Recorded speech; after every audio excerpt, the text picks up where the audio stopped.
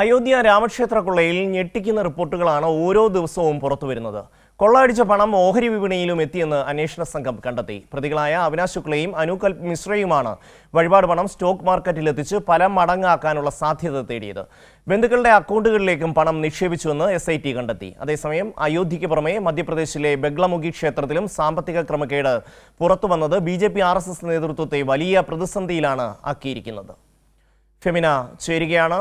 ഫെമിന, എന്തൊക്കെയാണ് ഈ ക്ഷേത്രക്കൊള്ള പരമ്പരകളുടെ വിശദാംശങ്ങൾ? ഈ അയോധ്യ രാമക്ഷേത്രത്തിലെ സംഭാവന കൊള്ളയുമായി ബന്ധപ്പെട്ട് ഞെട്ടിപ്പിക്കുന്ന വിവരങ്ങളാണ് ഓരോ ദിവസവും പുറത്തു വന്നുകൊണ്ടിരിക്കുന്നത്.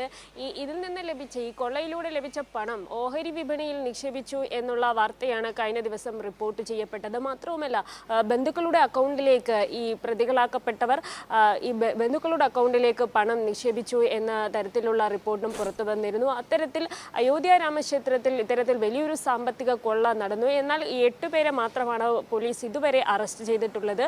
ഇതിൽ പ്രധാന പങ്ക് വഹിച്ചു, അല്ലെങ്കിൽ ഈ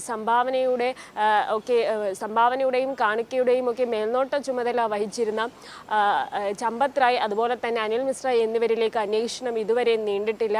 അവരെ പോലീസ് ഇതുവരെ അറസ്റ്റ് ചെയ്തിട്ടില്ല. ഇതിനെതിരെ വലിയ വ്യാപകമായിട്ടുള്ള വിമർശനമാണ് ഉയരുന്നത്. കഴിഞ്ഞ ദിവസം ചമ്പത് റായ് തനിക്കിതിൽ പങ്കില്ല എന്നും അനിൽ മിശ്രയാണ് ഈ കാര്യങ്ങൾ കൈകാര്യം ചെയ്തിരുന്നത് എന്നുമുള്ളൊരു പരാതി നൽകിയിട്ടുണ്ട്. അത്തരത്തിൽ അനിൽ മിശ്രയെ കഴിയാനാണ് ഇപ്പോൾ ചമ്പത് റായ് ശ്രമിച്ചുകൊണ്ടിരിക്കുന്നത്. എന്തായാലും വലിയ തരത്തിലുള്ള ഒരു കൊള്ളയാണ് ഈ അയോധ്യ രാമക്ഷേത്രവുമായി ബന്ധപ്പെട്ട് നടന്നിട്ടുള്ളത്.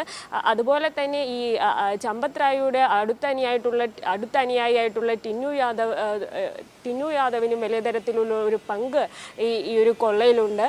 എന്നാൽ യോഗി ആദിത്യനാഥ്, ഉത്തർപ്രദേശ് മുഖ്യമന്ത്രിയായിട്ടുള്ള യോഗി ആദിത്യനാഥ് ഇവരെ സംരക്ഷിക്കുന്ന, അല്ലെങ്കിൽ പ്രതികളെ സംരക്ഷിക്കുന്ന തരത്തിലുള്ള ഒരു നിലപാട് മാത്രമാണ് സ്വീകരിക്കുന്നത്. അല്ലെങ്കിൽ ഈ കൊള്ളയെ ന്യായീകരിക്കുന്ന തരത്തിലുള്ള ഒരു നിലപാടാണ് സ്വീകരിക്കുന്നത്. ഇത്തരം 130 ജീവനക്കാരുണ്ട്. അതിൽ 7 പേർ മാത്രമാണ് പ്രതികളായിട്ടുള്ളത്.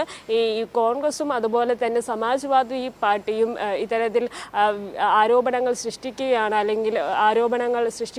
എന്നുള്ള തരത്തിലുള്ള ഒരു വിമർശനമാണ് ഈ യോഗി ആദിത്യനാഥിൻ്റെ ഭാഗത്ത് നിന്നുണ്ടാകുന്നത്. അയോധ്യയിൽ രാമക്ഷേത്രവുമായി ബന്ധപ്പെട്ട് വലിയൊരു കൊള്ള നടക്കുമ്പോഴും അതിനെ ലഘൂകരിച്ച്, അല്ലെങ്കിൽ 8 പേർ മാത്രമല്ല അറസ്റ്റ് ചെയ്യപ്പെട്ടുള്ളൂ എന്ന് പറഞ്ഞുകൊണ്ട് അതിനെ ലഘൂകരിക്കാൻ, നിസാരവൽക്കരിക്കാനുള്ള ഒരു ശ്രമമാണ് UP മുഖ്യമന്ത്രിയുടെ ഭാഗത്ത് നിന്ന് ഉണ്ടാകുന്നത്. അതേസമയം തന്നെ ബദ്രിനാഥ് ക്ഷേത്രത്തിലും മധ്യപ്രദേശിലെ ക്ഷേത്രത്തിലുമെല്ലാം ഇത്തരത്തിൽ വലിയ സംഭാവന കൊള്ള നടന്നതുമായിട്ട് ബന്ധപ്പെട്ട വാർത്തകളാണ്.